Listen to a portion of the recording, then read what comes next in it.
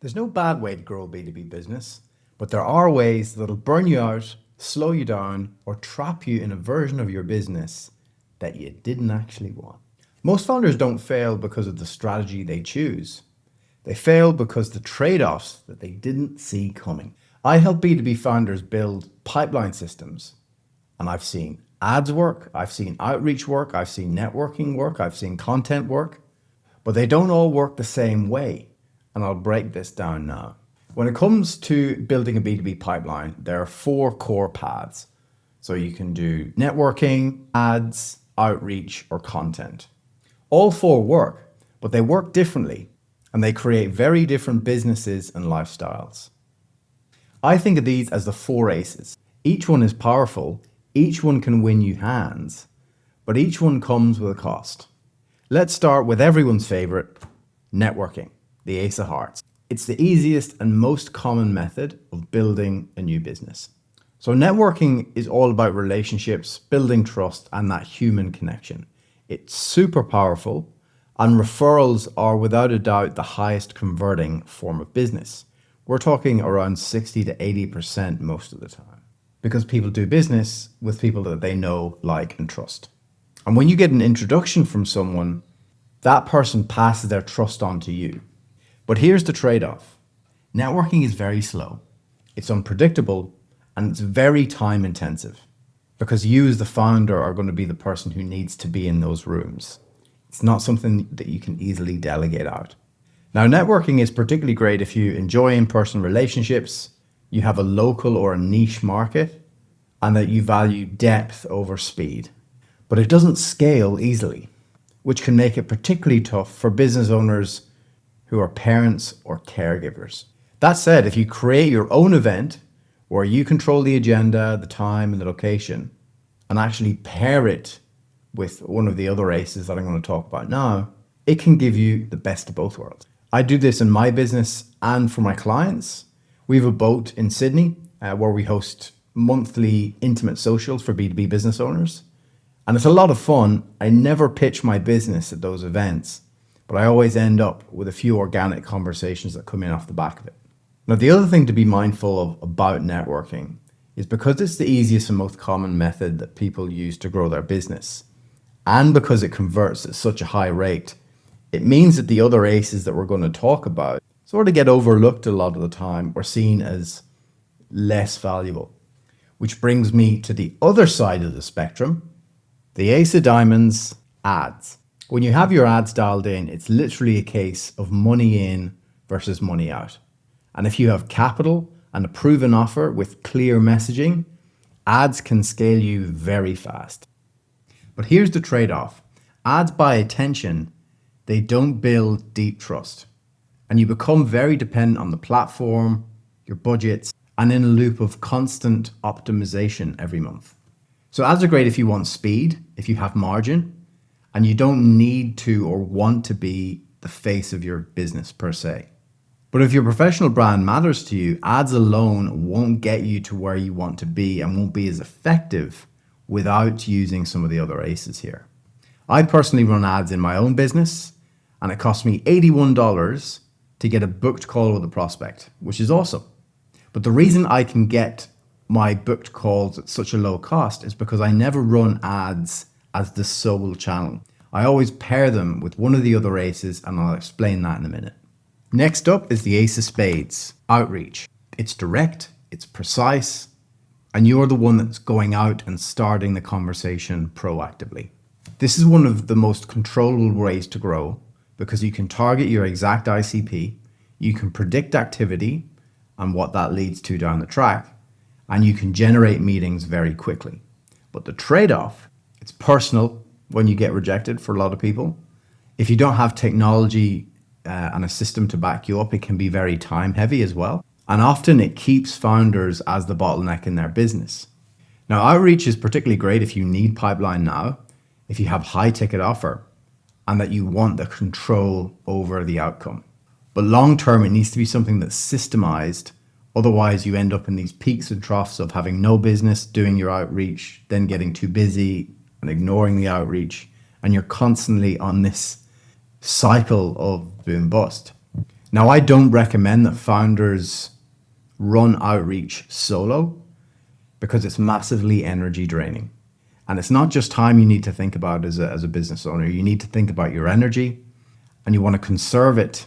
And you do tasks that conserve your energy as much as possible. So instead, what I do with the founders that I work with is I recommend that you hire someone based in your local country on a contract basis whose sole job it is to work the outreach, qualify prospects, and book meetings in your calendar with people who are serious about buying. When you have this person in your business as well, you can also use them on other channels such as advertising to be a further buffer to make sure that you're only spending time with people who are 80% likely to buy. An important note on this one as well is it's not a VA based overseas that you're using to help you with this. The money that you save in overheads going overseas will cost you in conversion rate. Reason being that when you hire someone who's based locally, they get the local culture, they get the local vernacular, and when they're speaking to people being client facing, you're also perceived to be a much higher status business, because generally people who engage VAs and offshore talent tend to be smaller businesses. Whereas when you can say that your people are based here like I'm based in Australia, for example, it massively helps with the perception and status of your business. And last but not least, the ace of clubs, content, because content is king. This is all about building authority. You can build trust at scale, and it's very much long-term leverage for a business. So with ads, you're getting scale, but not being able to build trust at scale. So content actually helps solve the problem that you get in advertising where you're not able to build trust at scale. Content allows you to do this, and it starts to give you recognition, credibility, and it will start to attract people to you. But the trade-off of content is it's slow. It requires you to be consistent, it requires patience, and it requires skill. And most founders give up way too early because they don't see results fast enough. Now, content is great if you're a long-term thinker and you want that inbound, that sort of pull type of vibe, and you want to build a personal or professional brand. But it does take time to compound. I personally used to hate creating content. I didn't like the idea of being on the content hamster wheel. But I stuck with it because I've seen so many other people get great results. And after about 12 months or so, I started to get inbound leads from LinkedIn because that's my main channel. And those leads convert on par with in-person networking. So it got to the point where, I was very over-indexed in networking and spending a lot of time going to different events. And now I basically just go to the events that I want to go to rather than needing to go to networking events as a way to grow my business. And the added benefit of having the content skill set means that you can create ads. So it actually feeds into other ways to grow your business. So what I do with my ads is when a lead comes in, it's not a case of them booking a call and hearing nothing from me. I actually have a content delivery system so that when an ad comes in, and ads are largely cold traffic. It's why people say, oh, I ran ads and the leads were shit. The leads are always going to be shit comparative to networking and your warm network because there is more trust there. There is no business that I've came across that is getting higher quality leads from ads than they're getting meeting people in a room. But the problem is you don't have the volume a lot of the time. So when you can drip feed content to those ads, you can essentially speed up the trust building process. So now I'm very much a convert for prioritizing content. But again, you either need a lot of time or you need a system that reduces what I call your TOC, your time on content. Because you didn't start a business to be sitting taking videos all day. But here's the mistake that most mature founders make. They think that they just need one of these aces to work to grow their business. So they think they just need to network, they just need to run ads, they just need to do outreach, or they just need to do content. And while that's a good approach when you're just starting out, because it allows you to focus on developing one core skill, most of my clients are mature 7-figure business owners who've been operating for a very long time. So having just one acquisition channel means you're effectively leaving money on the table. That's why the most resilient businesses don't rely on one. They have a combination of all four, albeit weighted in different ways, because each ace solves a different part of the pipeline. Ads give you the awareness, content builds a trust at scale, outreach starts conversation, and networking helps to deepen relationships that already exist. Individually, each one can win hands, but together, that's how you win the game. And that's where the Joker comes in, the all-bound system. See, in a lot of card games, the Joker is the wild card. It can adapt and it can help you clinch victory. And an all-bound system does the same for your B2B pipeline. It ties together ads, content, outreach, and networking, so they don't compete, they compound together.